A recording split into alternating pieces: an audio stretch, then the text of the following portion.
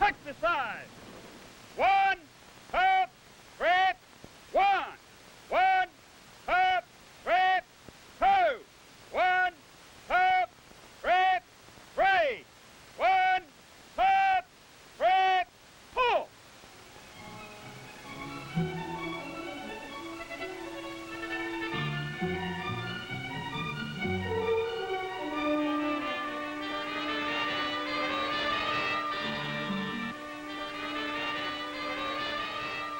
Crouch, run, pour.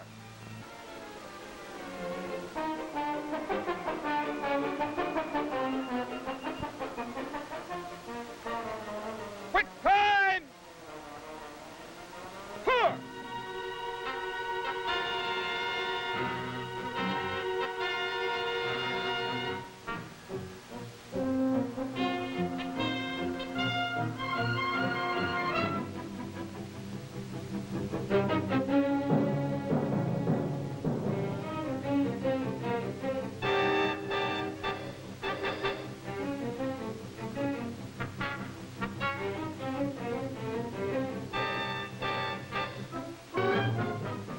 Carry right. Horizontal butt stroke. Two.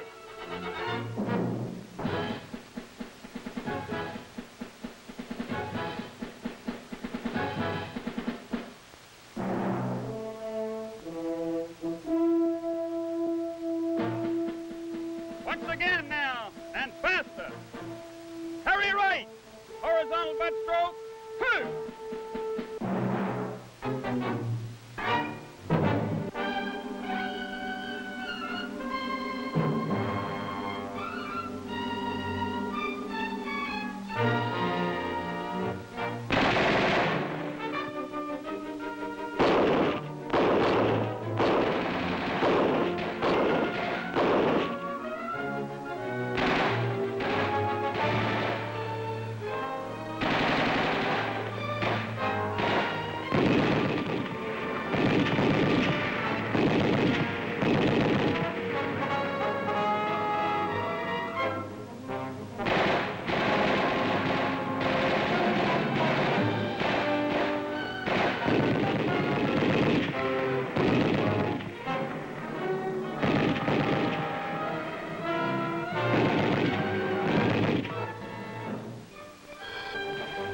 The purpose of the Army's physical fitness program is to prepare you for the strenuous activity, the just plain hard work of military life.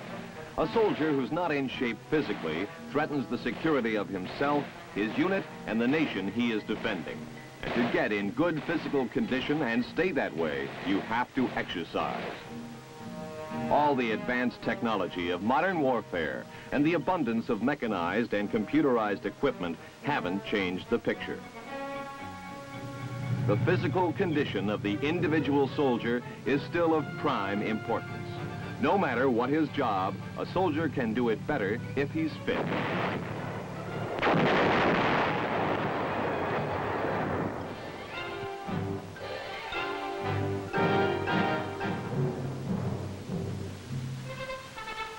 When recruits arrive at the Basic Combat Training Center, most of them are not up to the physical requirements of soldiering.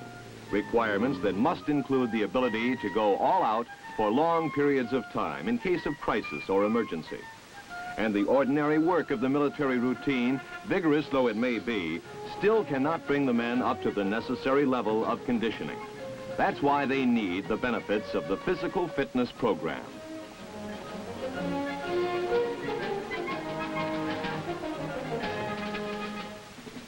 Commanders are always commenting on the poor condition of recruits. Julius Caesar probably had the same complaint. Today, it's something of a national problem. But today, a great deal is known about how to remedy the problem. Soon after you arrive at BCT, you will begin to encounter that remedy in action.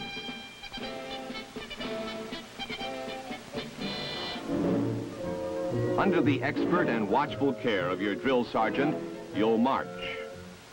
You'll run. And you'll exercise. Uncoordinated at first, you'll be gradually introduced to the initial stages of the physical fitness program. It's a program that is carefully planned, thoroughly organized, and expertly conducted, embodying the latest advances in the field of physical conditioning.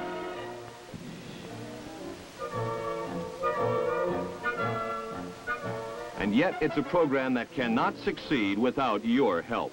Just going through the motions won't produce results. You have to participate with spirit and enthusiasm. Execute the exercise at your command. Command! Position, move! Exercise! 1, 2, 3, 1. As the weeks go by, you will notice rapid improvement. This is part of Conditioning Drill 1, which is widely used in the physical fitness program. Front twister! You'll be taught to give your own commands to keep up your interest and help you develop a sense of participation and leadership.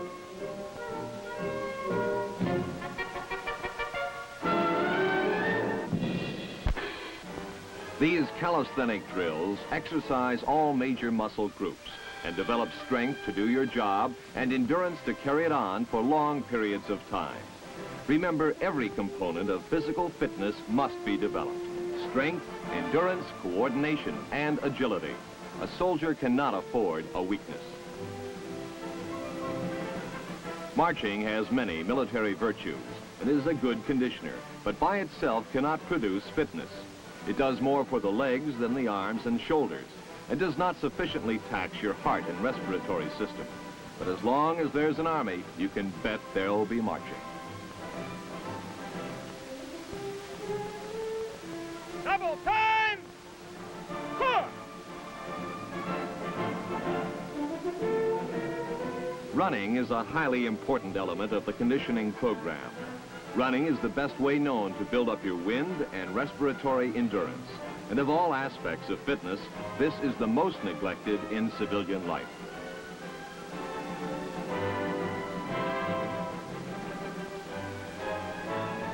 Wind sprints help to prepare you for that extra burst of exertion.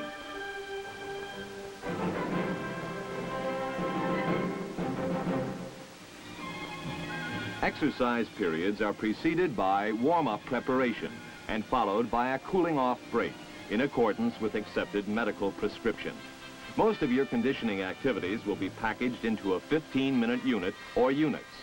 A period of vigorous, sustained effort is better than a long, leisurely workout.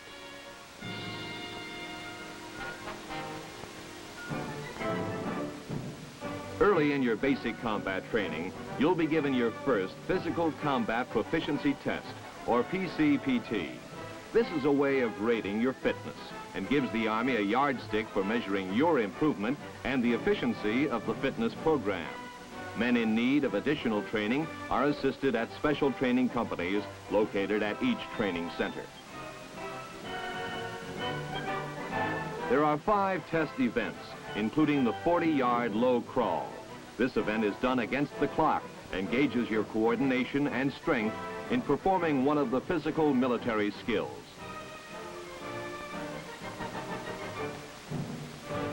On the horizontal ladder, you are scored on the number of rungs you can make in a minute. This is a good measure of your arm and shoulder strength and your general muscular endurance. The dodge, run, and jump event tests your speed and agility over a course requiring sharp changes in direction. The 150-yard man carry evaluates your ability to carry a man or perhaps a greater than normal combat load at a fast pace. The fifth event is the mile run.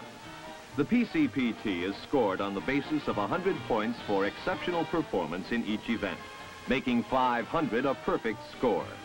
Minimum Army fitness standards require you to score a total of 300 points. To be judged combat ready, you must score at least 60 points in each event. You will probably also find out during the first days of BCT about the aches and pains associated with the toughening stage of conditioning. This toughening period of discomfort lasts usually only a week or two. Then you'll enter the gradual improvement stage of conditioning as the soreness disappears and your capabilities increase. At first, your improvement may be dramatically rapid as you find yourself accomplishing feats with ease that were beyond you not long ago. The obstacle course helps you to master the acts of running, jumping, vaulting, climbing, and other valuable physical skills, while at the same time providing you with a competitive challenge. You will usually be allowed to go at your own speed, matching yourself against the course and not the clock. Go! Run! In the tough and strenuous grass drill, the exercises are not done in cadence, but at the best speed of the individual. But don't try loafing. You may wonder sometimes, just when you achieve a certain level of performance, why the drills seem to get rougher and the rest shorter. That's the overload principle in operation. If you are to progress and benefit from the exercise, it must extend you beyond your previous limits. That's how you improve.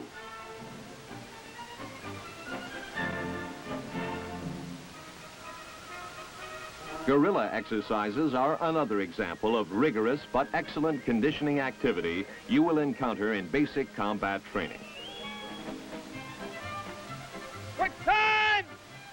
4!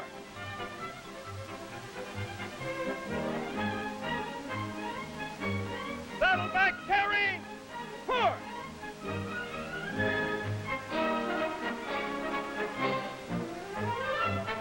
Guerrilla refers to stealthy fighter, and the exercises are aimed at strengthening all major muscles and increasing your flexibility. The movable strength circuit is a layout of exercise equipment which you use in rotation to improve your muscular prowess.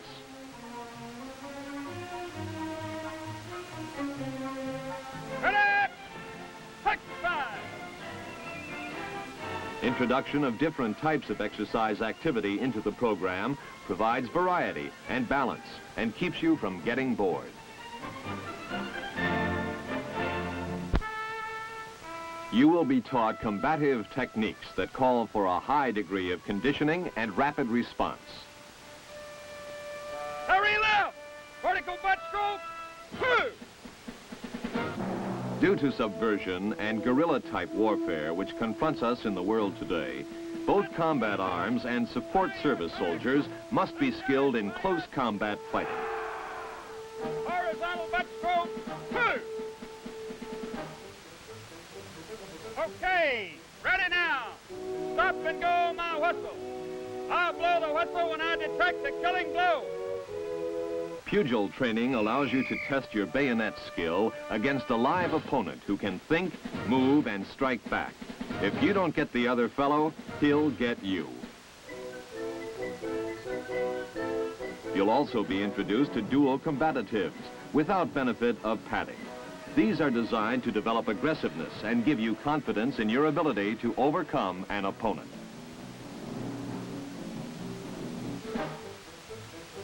Basic hand-to-hand combat training teaches you how to deal with the enemy at close quarters.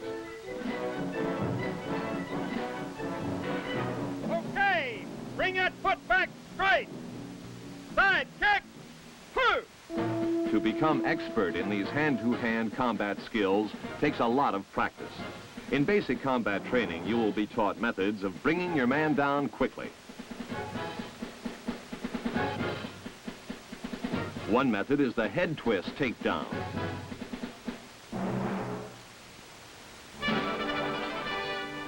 You'll also engage in some simple and vigorous group contests.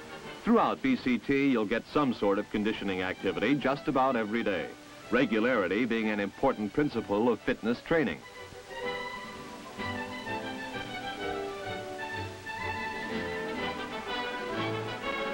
When you take your second PCPT near the end of the cycle, you can judge the results of the conditioning program for yourself. Average scores indicate that most of you will be in the best shape of your lives.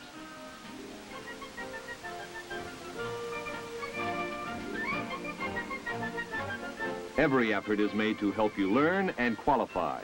Some of you will have qualified during your second PCPT as a result of having received personal attention. Special training companies located in each training center assist those with unusual difficulties. This is effective in bringing men up to qualifying level who might otherwise be separated as unsuited for Army life.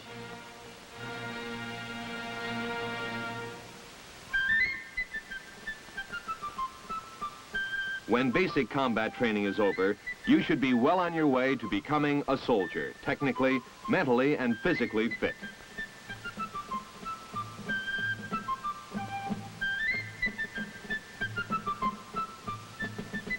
In the Army, however, your physical training never stops. Next, you will go on to Advanced Individual Training, or AIT, under the Army branch or service to which you are assigned. This trip may take you across the base or across the country. However, no matter where you go, you'll find that the physical fitness program is there ahead of you. And an important part of that program will continue to be the set calisthenic drills, like this conditioning drill 2.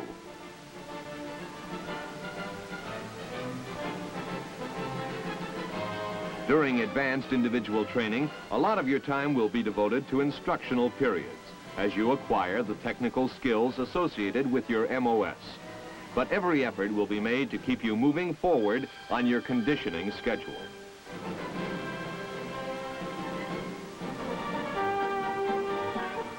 If you find yourself in infantry AIT, your fitness training will have especially high priority. As part of this training, there will be the rifle drill, which is primarily designed to strengthen the arms and shoulders. All conditioning activities in AIT, of course, will tend to be at a faster pace and with shorter rest periods.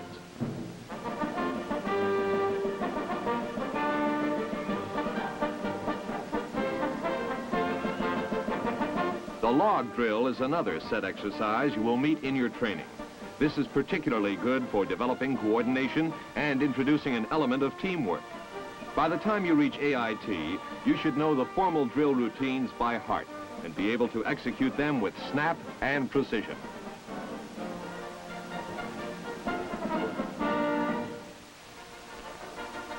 Whether you're an infantryman or not, you'll keep on marching, out to the firing range, bivouac area, or just to training areas. Speed marching, which involves alternate periods of quick time and double time pace, builds up your endurance and has vital military applications.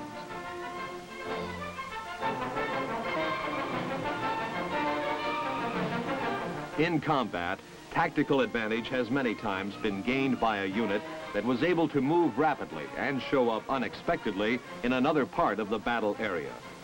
Fit troops can make 4 or 5 miles an hour or 15 miles in 4 hours if necessary.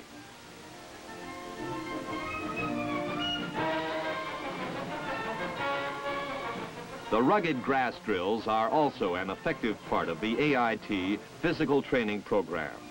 The routines of grass drill number 2, executed at rapid individual speed, are more difficult and complicated than drill 1. If you can maintain this activity for a full 5 minutes, you know that you're shaping up in good style. The very toughness of the drill challenges you to keep going.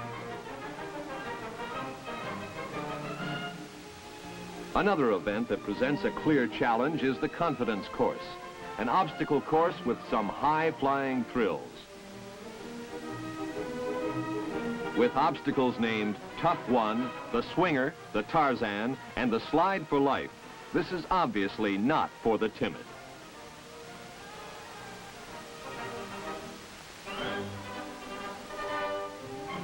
You'll be encouraged to test yourself against the lofty challenges of the course, because conquering it can give you important self-confidence and assurance.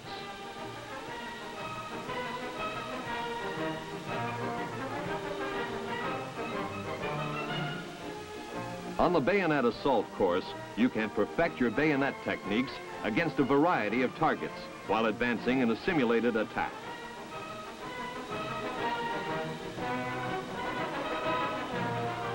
By their construction, the targets indicate the type of bayonet assault to be used against them.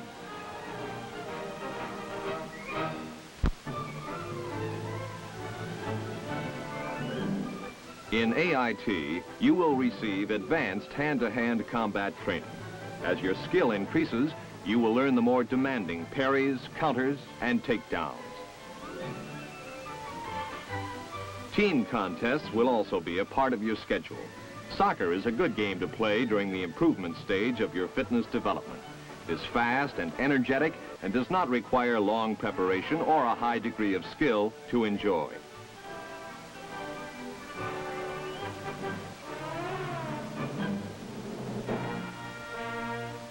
By the end of your advanced individual training, you will probably have reached the sustaining stage of conditioning, having attained a level of fitness beyond which you could progress only with unusual effort.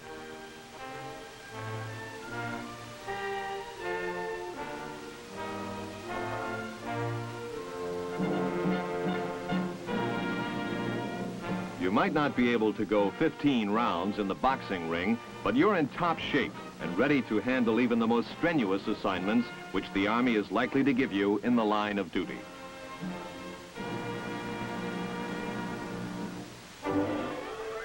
Unless, of course, you should choose to qualify as a paratrooper or volunteer for Ranger or Special Forces training. In that case, the standards have to be changed a little. Parachute troops, because of the physically rough nature of their job, must undergo particularly rigorous preparation. By the time he is ready to take his first jumps, the paratrooper's conditioning rivals that of a professional athlete's. It has to.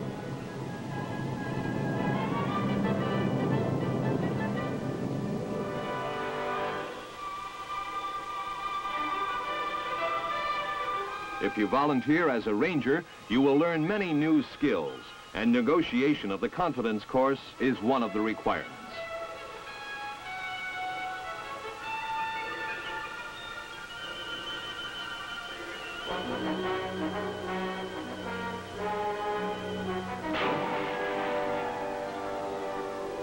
Rangers develop a high level of physical skill and usually far exceed the basic qualifying level in the PCPT.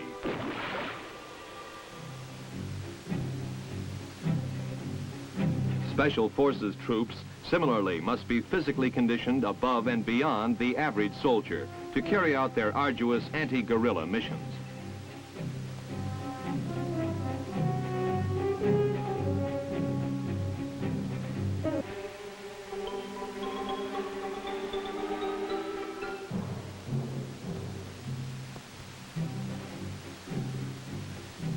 Where stealth and surprise are essential, hand-to-hand combat techniques may be the only weapons at your disposal.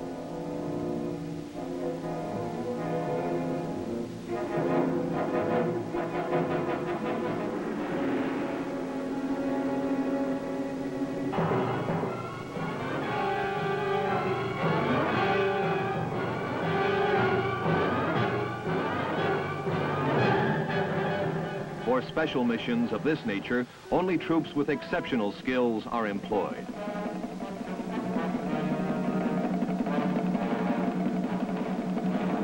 This is the payoff. The Army's physical fitness program continues at the unit level. Whatever unit you join after advanced individual training, you will have to stay in top physical shape. Even technicians and chairborne specialists function better when in condition. You'll still get plenty of marching, exercise drills, and conditioning activities. During unit training, some new forms of physical training will be added.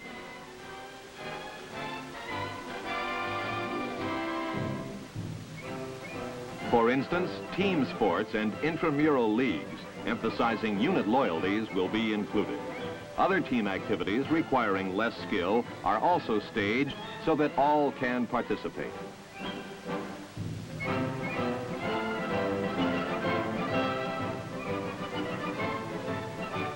In unit training, cross-country running allows for team and individual competition and is an excellent activity for keeping up your stamina and endurance.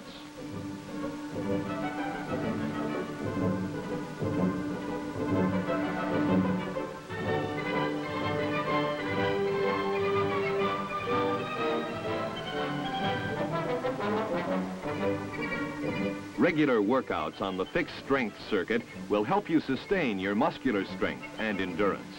You utilize the equipment at one station of the circuit for a prescribed period, and then move on to the next station until all are covered.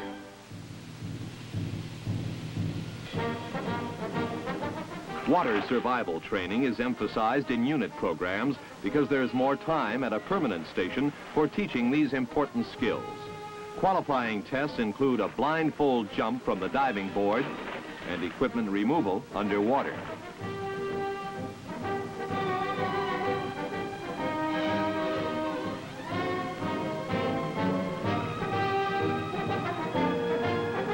Plus a 15-meter swim with rifle and equipment using the side stroke.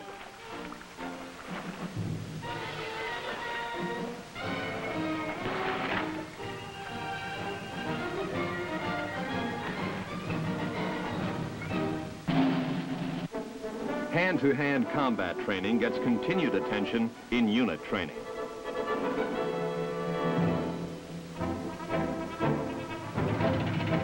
The purpose of all this physical preparation, whether basic combat training, advanced individual training, or unit training, is to make you a superior soldier, capable of performing your military duties in training or combat at a high level of proficiency while maintaining a reserve of strength to meet emergency demands. This holds true not only for infantry riflemen and the specially trained troops, but for all branches of the Army assault and support forces.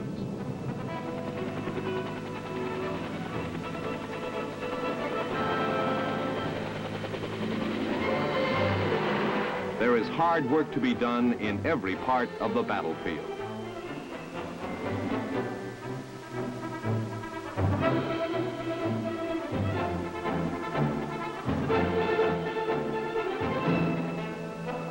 Under today's military realities, the physical conditioning of Army troops cannot be put aside for last-minute attention.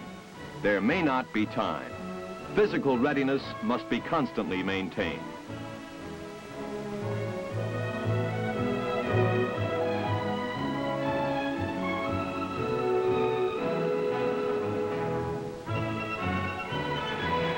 When forces can be airlifted to any part of the world within a single day, today's soldiers had better be physically prepared to meet the challenge before he gets there.